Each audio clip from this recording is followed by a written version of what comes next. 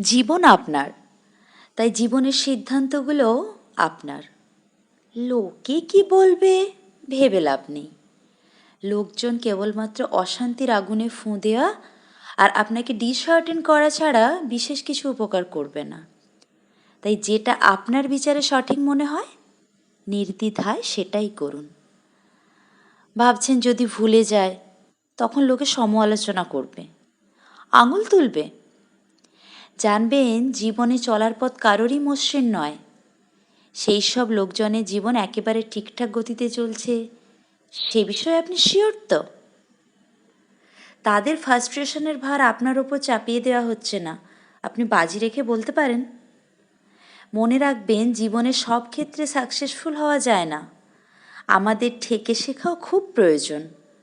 আর আমাদের জীবনে কোনো সিদ্ধান্তে লাভ লস যাই হোক না কেন প্রতিবেশী দায়ভার নিতে আসবে না।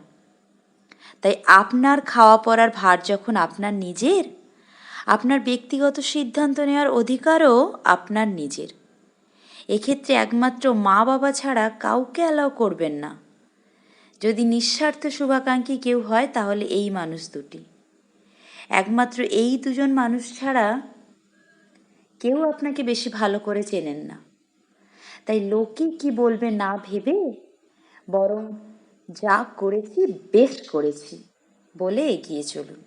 কলমে পার্বতী মোদক, কণ্ঠে মৌমিতা।